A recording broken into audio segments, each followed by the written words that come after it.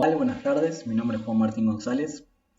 Soy licenciado en Psicología y voy a ser su docente de Psicología Social, Berazategui, turno mañana. Bueno, les doy la bienvenida a esta cursada, un poco atípica por todo ese tema del coronavirus.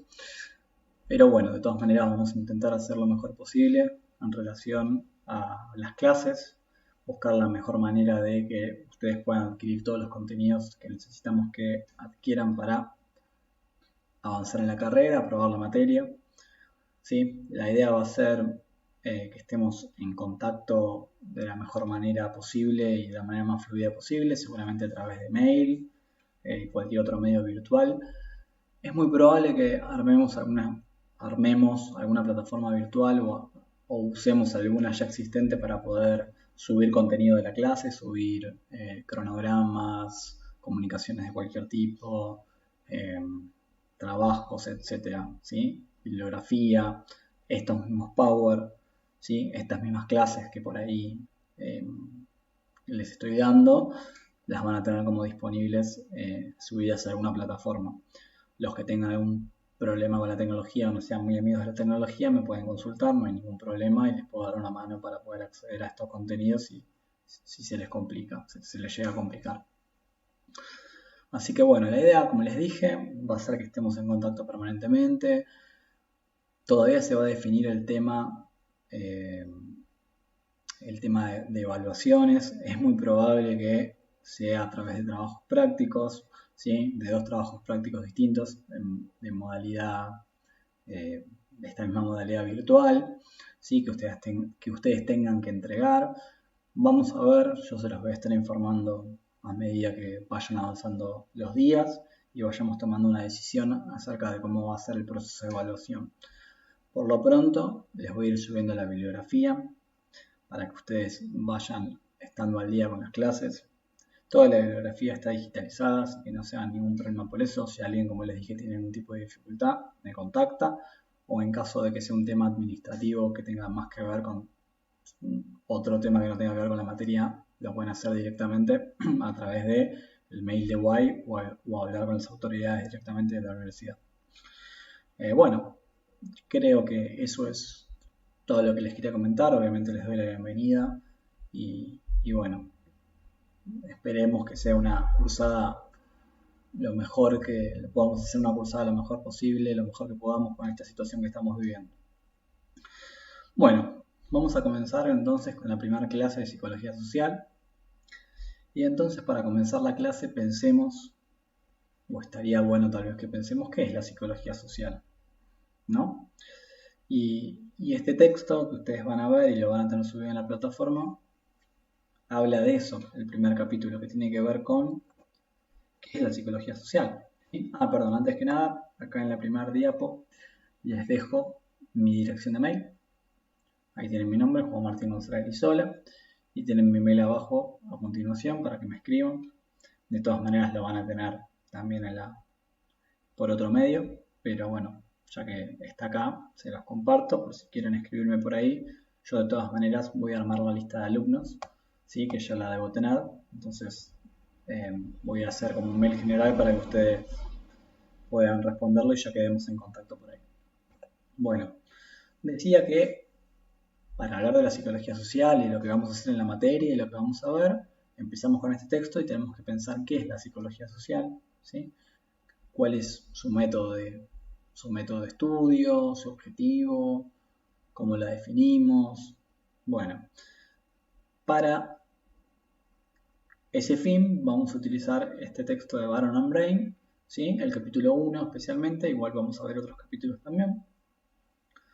Y bueno, antes de arrancar con esto, piensen ustedes, por ahí parando la clase, parando la reproducción del video, qué es la psicología social o qué idea tienen ustedes de lo que es la psicología social. Y bueno, antes de empezar, por ahí piensen un poco eso, a ver si después cuando arranquemos, lo que dijeron tiene como cierta relación con lo que estos autores definen como psicología social. Entonces, bueno, avanzamos con qué es la psicología social. Si tuviéramos que dar una definición de psicología social, Podríamos decir que es una disciplina científica que busca entender la naturaleza y las causas del comportamiento y del pensamiento individuales en situaciones sociales. ¿Sí? Las causas del comportamiento y del pensamiento individuales en situaciones sociales. Entonces, es importante definir esto porque hablamos de psicología social y hablamos de las causas del comportamiento y del pensamiento individuales, ¿sí? Pareciera contradictorio tal vez o no hablar de pensamiento y comportamiento individual en situaciones sociales, porque lo social por ahí implica un nivel de análisis un poco más de las sociedades, pensaría uno, ¿no? De hecho, creo que yo cuando cursé la materia pensaba eso, de que era un análisis mucho más global, de cómo se comportaban las sociedades en general, ¿sí? Cómo era el comportamiento social en general. Y no, en realidad la psicología social estudia comportamientos individuales, pero en situaciones sociales, ¿sí? Entonces, ¿por qué es una ciencia? ¿Por qué es una disciplina científica? ¿Sí? Porque utiliza diversos métodos y valores para llegar al conocimiento, métodos que obviamente tienen que ver con la psicología científica. ¿Y cuáles son estos valores o métodos que tienen que ver justamente con el método científico? La exactitud, que tiene que ver con la precisión de la toma de datos y estar libre de errores. Esto es utilizar métodos conocidos por la ciencia empírica para llegar a determinadas conclusiones. ¿Sí? La objetividad, que es evaluar la información libre de sesgos. Sesgos que tienen que ver con ideas preconcebidas que tiene uno acerca de determinado tipo de cuestiones o determinado tipo de teorías u ideas. Y el método científico es la manera para librarnos un poco de esos sesgos o esas ideas preconcebidas. ¿Sí? El escepticismo tiene que ver con tomar hallazgos como precisos solo cuando se han verificado una y otra vez. Y esto tiene que ver con una característica de la ciencia, que es la replicabilidad. El hecho de que muchos grupos de investigadores lleguen a las mismas conclusiones, más o menos con los mismos contextos y las mismas condiciones experimentales o las mismas condiciones de estudio, fortalece las ideas o las hipótesis del método científico y le da más fuerza a las teorías. ¿Sí? Cuando hay muchas replicaciones, muchas personas descubriendo lo mismo o confirmando lo que un grupo descubrió una y otra vez. ¿Sí? Y la ausencia de prejuicios, que tiene que ver con esto de cambiar las ideas preconcebidas frente a la evidencia. Estas ideas que por ahí uno traía desde hace mucho tiempo de determinado tema, que cuando se confronta con las evidencias muchas veces genera como mucha incertidumbre y genera muchos sentimientos y conductas de todo tipo. ¿Sí? Entonces, el método científico permite que uno pueda liberarse de esos prejuicios, de esas ideas frente a la evidencia, pueda cambiar sus ideas frente a la evidencia. Muchas veces ocurre y muchas veces no. ¿Sí? Entonces, vamos a ver más adelante con otros temas por qué pasa esto y de qué manera podemos lograr que los prejuicios despojarnos, digamos, un poco de los prejuicios, ¿sí? Bueno, dijimos que hace énfasis en el comportamiento de los individuos, ¿sí? Entendemos por individuos, digamos, individuos a nivel, obviamente, particular, que tienen determinado tipo de acciones y pensamientos, y hay ciertos factores que los van modelando y los van modificando, ¿sí? En contextos sociales, obviamente, que es de lo que hablamos en esta materia. Y como les comenté, por ahí una disciplina un poco más amplia que estudia la sociedad más en su conjunto, tiene que ver con la sociología, ¿sí? Que estudia estos fenómenos a nivel más macro, como más a nivel social, a nivel global, no a nivel de los individuos puntualmente. ¿Sí? Bueno, causas del pensamiento y comportamiento social.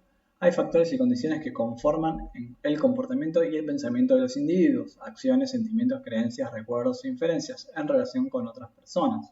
¿Sí? Obviamente, hay ciertos factores que, no sé si definen no es la palabra, pero condicionan, digamos, generan que influencian tal vez en comportamiento, los pensamientos, los sentimientos de determinados individuos en relación a los demás, ¿sí? Y ya vamos a ver cuáles son esos factores y condiciones. Uno de ellos, por ejemplo, son las variables ambientales, ¿sí? ¿Qué piensan ustedes? ¿Que las variables ambientales modifican el comportamiento, influyen en el comportamiento? Bueno, si nos ponemos desde el lado del conductismo, por ejemplo, sabemos que las variables ambientales están íntimamente relacionadas con el comportamiento, ¿sí? determinadas consecuencias a nivel ambiental generan que un comportamiento aumente o disminuzca, ¿sí? Generan, digamos, que un comportamiento deje de aparecer, ¿sí? Entonces, nos podemos preguntar esta serie de cosas respecto a las variables ambientales. Por ejemplo, si estamos más irritables y agresivos cuando el clima es caluroso, cuando salimos a la calle a trabajar con saco y corbata, con un día de verano de 35 grados, ¿qué piensan? Que estamos más irritables que cuando el clima está fresco y agradable y salimos con un abrigo livianito en primavera, no sé, en septiembre, a fin de septiembre, que hay 20 y pico de grados. Claramente, o pensaríamos por lo menos desde el sentido común, que sí, que cuando uno está más irritable y más agresivo, cuando el clima es peor y cuando hace más calor, ¿no? Por lo general. O caso contrario, la exposición a un olor agradable en el aire, un ambiente enriquecido por algún motivo, hace que las personas se ayuden más entre sí, sean más cooperativas, estén de mejor humor, ¿sí? Entonces, algunas cosas desde el sentido común las podemos explicar, pero ¿qué pasa? Acuérdense que desde el sentido común no es la filosofía que maneja la ciencia como para llegar a una conclusión determinante sobre algo.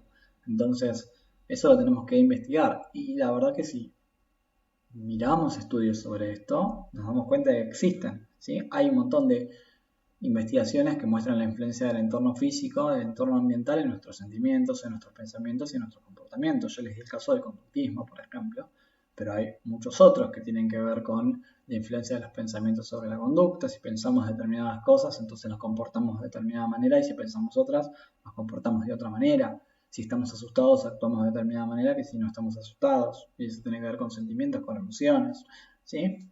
Bueno, eso creo que más o menos lo saben y tienen idea, porque bueno, ya están en el tercer año de la carrera, pero bueno, de todas maneras, sepan que la psicología social contempla todo este tipo de variables, ¿sí? El contexto cultural tiene mucho que ver con estos factores que lógicamente uno pensaría que influyen en el comportamiento social.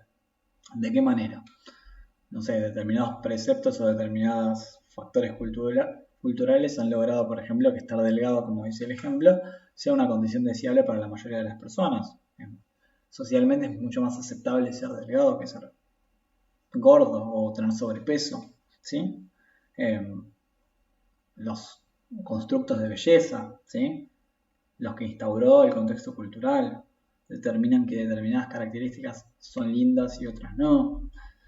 Estar en forma, haber hecho ejercicio, ¿sí? Todas esas cuestiones influyen en cómo nos comportamos, ¿sí? Nos comportamos de determinada manera cuando estamos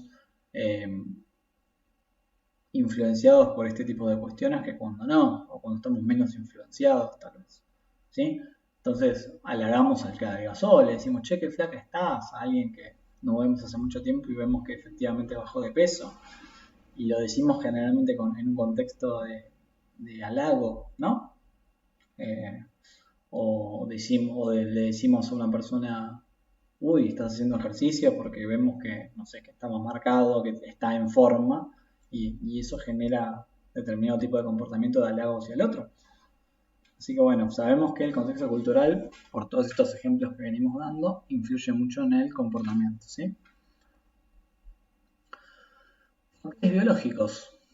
Bueno, factores biológicos tienen que ver con aportes de la psicología evolucionista, teoría de Darwin de la selección natural, a partir de la cual se fueron desprendiendo muchas disciplinas que empezaron a dar cuenta de que ciertos mecanismos biológicos que han servido para el desarrollo en la supervivencia, que determinados factores que han sido seleccionados de manera natural, ha hecho prevalecer a ciertas especies y no a otras, ¿sí? Y entonces todas esas herencias, ¿sí?, de cambios que han ocurrido de generación en generación, han hecho que los individuos se comporten de determinada manera y no de otros. Hay muchas teorías que van por este lado, dentro de la psicología evolucionista. Como todo, no es algo para tomarlo como todo o nada, valga la redundancia, de decir, bueno, esto es lo único que explica el comportamiento social, sino simplemente decimos que es un factor o son factores que influyen, ¿sí? Bueno, resumiendo un poquito estas ideas que venimos charlando y comentando, podemos decir que la psicología social es el campo científico que busca entender la naturaleza y causas del comportamiento y del pensamiento individuales en situaciones sociales. La psicología social es científica por naturaleza debido a que adopta valores y métodos utilizados en otras disciplinas científicas. Entre las causas más importantes del comportamiento y del pensamiento sociales se incluyen comportamiento y características de otras personas, procesos cognitivos, aspectos del entorno físico, cultural y factores biológicos y genéticos. ¿Sí? Esto resume un poco lo que venimos hablando. Hablamos de la psicología como disciplina científica, el objetivo que tenía de entender las causas y la naturaleza del comportamiento y pensamientos individuales en contextos o en situaciones sociales. Decimos que es una ciencia porque adopta y se adapta a los métodos utilizados por las ciencias sociales y no sociales también, ¿sí? En otras disciplinas científicas varias.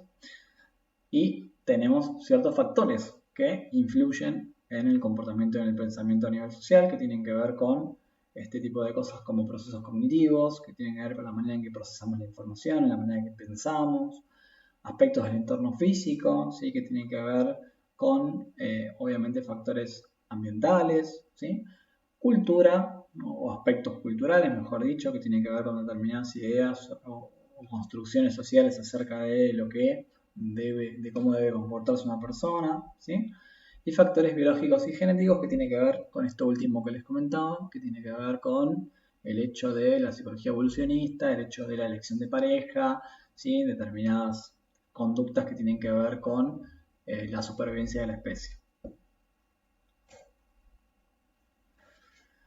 Bueno, dentro de la psicología cognitiva y la influencia de la misma, decimos que la manera de actuar de las personas está relacionada con los pensamientos en esas situaciones.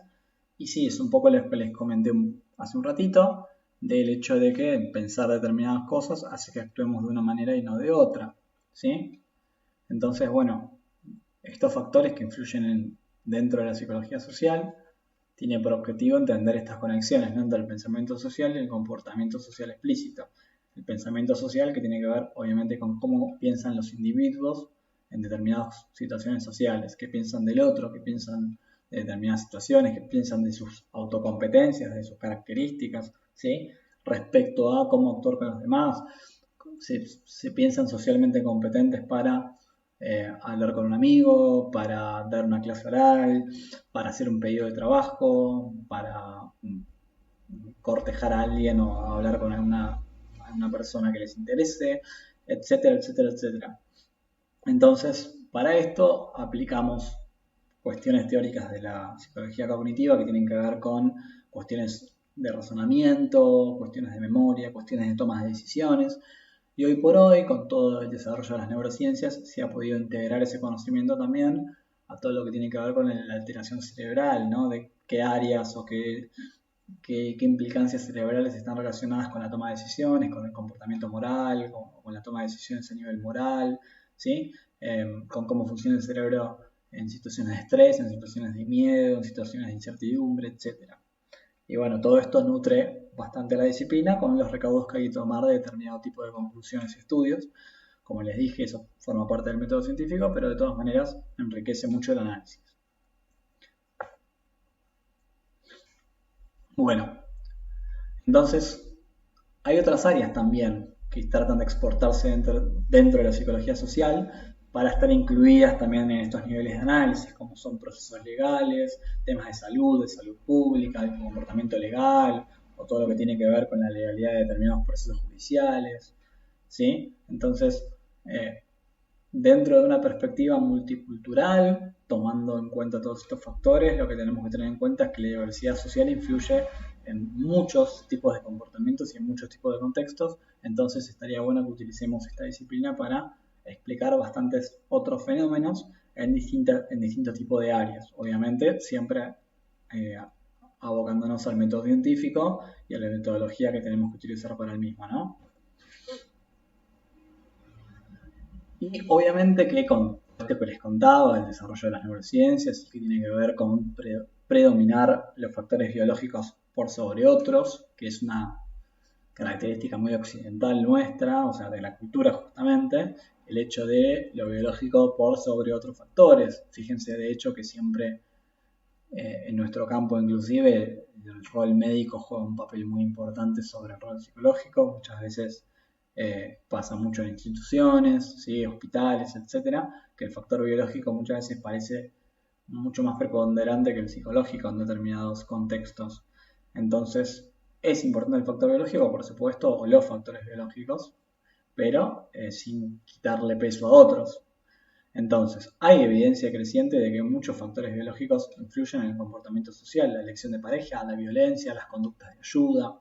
Hay un montón que a lo largo de la materia los vamos a desarrollar, donde van a ver que los factores biológicos influyen en el comportamiento social, el comportamiento violento, el comportamiento de ayuda, que tenemos cierta predisposición biológica a ayudar, que ciertas personas de determinadas características tienen cierta preponderancia a ayudar, que ante determinados contextos sociales también, que obviamente influyen, ayudan más o menos, ¿sí?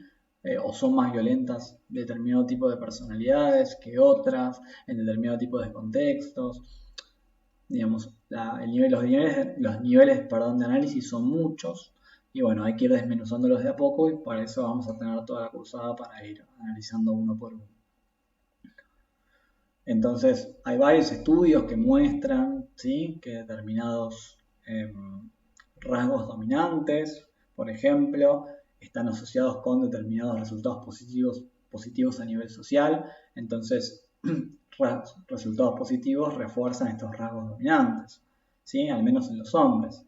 Y tiene que ver con esta concepción biológica de que el hombre por lo general tiene rasgos más dominantes que las mujeres, en líneas generales. Obviamente que esto tomado con pinzas, tomado en la época que fue escrito, obviamente, pero podríamos decir que hoy por hoy es también una característica de las diferencias de género o de las diferencias entre hombres y mujeres, mejor dicho, más que de género. Bueno, vamos a los métodos de investigación dentro de psicología social. Tenemos la observación sistemática, ¿sí?, que tiene que ver con una observación cuidadosa del comportamiento cuando esto ocurre, y sistemática tiene que ver con eso, con que es una observación cuidadosa y está dirigida a través del método científico. No es simplemente voy a ver cómo se comporta alguien en el parque de pasada cuando voy a comprar el pan, ¿no? Claramente hay como cierta estrategia, ciertos métodos para poder llevar adelante esta observación. Y por eso difiere de la observación informal, ¿sí?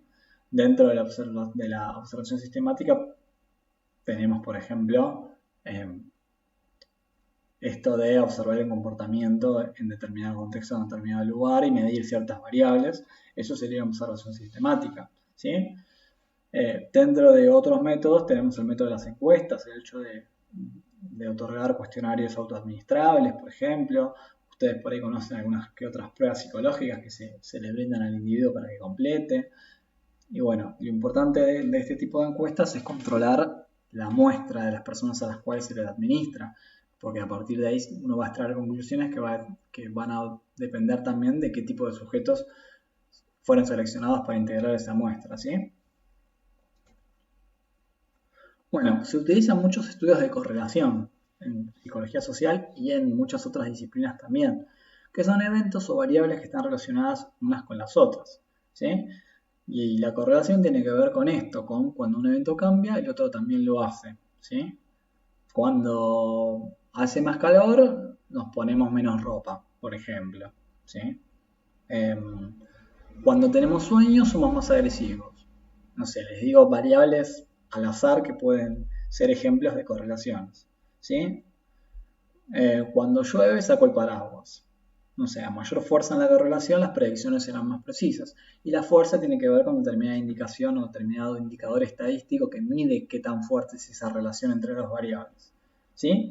Pero una cosa muy importante que ustedes seguramente lo habrán visto, lo habrán escuchado en algún otro lugar o en alguna otra materia, es que la correlación no equivale a causalidad, ¿sí? Con que dos variables están relacionadas o que una cambie en función de la otra, no significa que una cause la otra, que digamos, que una genere que la otra cambie, ¿sí? Simplemente que hay una relación de correlación, tiene que ver con esto de que si una cambia, la otra también, pero no podemos explicar el por qué, ¿sí? Para eso necesitamos otro tipo de estudios que tienen que ver, por ejemplo, con los estudios a nivel experimental, donde el investigador manipula una o más variables independientes para que arroje resultados y medirlos a través de las variables dependientes, ¿sí? Pero bueno, nada, ese es otro método. Recuerden lo importante de la correlación, que la correlación no equivale a causalidad.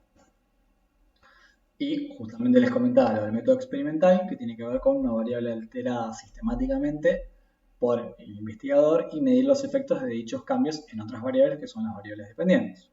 Si eso ocurre, podemos inferir una relación de causalidad, una relación causal entre ambas variables, así que una causa a la otra. Variable independiente, sí, es la manipulada por el investigador, y la dependiente, el aspecto medido o estudiado del comportamiento, en este caso el comportamiento social. Y los requisitos para poder diseñar un experimento, ¿sí? O poder utilizar este método experimental es asignar al azar a los participantes a las condiciones experimentales, ¿sí? Mantener constantes los factores que podrían influir en el comportamiento de los participantes, variables extrañas. Esto significa justamente que el efecto que ustedes están buscando no sea explicado por la variable que ustedes están manipulando y no por otro tipo de variable extraña que podría también ser una explicación alternativa de lo que ustedes están queriendo demostrar, ¿sí? Para eso tienen que tener controladas estas variables de distintas maneras. Una es mantener constante determinados factores que pueden influir, otra es directamente eliminarlas, las variables extrañas, que es lo mejor en realidad a nivel experimental y a nivel control, pero no siempre se puede realizar, ¿sí? Efectos del experimentador, que tiene que ver con efectos no intencionados del experimentador producidos en el comportamiento de los participantes, ¿sí? Procedimiento de doble ciego es una solución. El investigador puede influir sin darse cuenta en determinado proceso de investigación, ¿sí? Puede influir en los sujetos. Este procedimiento de doble ciego tiene que ver con que al investigador no sabe qué condición experimental está aplicando, si está aplicando una condición experimental, una condición de control, no lo sabe, ¿sí? Como no lo sabe, no puede influir intencionalmente sobre esas condiciones a las cuales se está aplicando. Pensemos un poco en esto que describimos, en el método experimental, en la observación sistemática, en la correlación, ¿sí? En las encuestas. Pensemos, ¿qué método les parece mejor a ustedes para investigar determinado fenómeno a nivel social? ¿Sí? Determinado fenómeno de comportamiento de los individuos a nivel social. ¿Sí? ¿Cuál de ellos les parece mejor? ¿Hay uno mejor que otro? En realidad no hay uno mejor que otro. Lo que ocurre es que todos se complementan y según las condiciones que estemos estudiando nos va a convenir utilizar uno u otro, ¿sí? Pero, ojo, lo que tenemos que pensar es que no vamos a llegar a las mismas conclusiones según el método que empleemos, no podemos, que apliquemos, perdón. No podemos esperar lo mismo del método correlacional que el método experimental. Seguramente las condiciones sean diferentes y los resultados y las conclusiones sean diferentes. No podemos, obviamente, como les dije hace un rato, determinar una relación de causalidad del método correlacional, porque sabemos que no da una causalidad, ¿sí? Porque no estamos manipulando ninguna variable, simplemente estamos viendo que cuando una se modifica la otra, ¿sí? Simplemente eso, pero no estamos diciendo que una causa la otra porque no tenemos un experimento por detrás hecho, ¿sí? Bueno, entonces, la validez externa. ¿Qué es la validez externa? Tiene que ver con un poco con esta pregunta que está planteada acá. ¿Hasta qué punto los resultados de un experimento pueden generalizarse a situaciones sociales de la vida real y a personas posiblemente muy distintas de quienes han participado de la investigación? Claro, ¿hasta qué punto podemos generalizar? Podemos decir que una situación de laboratorio o una situación experimental súper controlada, que es un experimento perfecto, ideal, todo bárbaro, pero ¿hasta qué punto podemos decir que eso representa lo que ocurre en la vida real? ¿Sí? Muchas veces tal situación de control genera como una artificialidad tan grande en un experimento que nos hace dudar si realmente dentro de la sociedad, con las 1000 variables que están influyendo, 1000 variables que no podemos controlar, que sí lo hacemos en un experimento, pero no lo podemos hacer en la vida cotidiana, entonces las conclusiones, ¿qué tan certeras son? ¿Sí? Bueno, eso tiene que ver un poco con la validez externa, de realmente poder generar experimentos que tengan impacto social, que tengan digamos, unas conclusiones que se puedan aplicar a la vida cotidiana, ¿sí? Entonces, y esto tiene que ver en qué circunstancias conviene utilizar un método u otro. Un experimento, como bien les dije, por más bien diseñado que esté, muchas veces no nos da conclusiones exactas acerca de lo que podemos esperar a nivel social de determinado contexto con determinado comportamiento, ¿sí? Y otras cosas tienen que ver con los dilemas prácticos y éticos. Muchas veces, no sé, obviamente tal vez se me ocurren por ahí, porque yo me dedico bastante a la clínica, más situaciones clínicas. De que, por ejemplo, en determinado contexto que vos querés probar si un tratamiento es eficaz y el otro no, muchas veces para probarlo y necesitar un grupo control, necesitas, por ejemplo, que determinadas personas no accedan a un tratamiento para usarlos como grupo control y muchas veces eso éticamente es muy reprobable porque dejas a personas que están con una dolencia o un padecimiento sin tratamiento, ¿sí? Entonces, dilemas éticos tienen que ver fundamentalmente con estas cuestiones y con otros que ya vamos a ir avanzando a lo largo de la materia, ¿sí? El experimento de Milgram, si alguna vez lo escucharon. Bueno, ya vamos a plantearnos todo este tipo de cuestiones donde a veces priorizar el no hacer daño en determinada época, en determinado contexto, parecía que no era como eh, un problema ético tan grande para determinados grupos de investigadores. Entonces ya lo vamos a ir viendo a lo largo de la materia.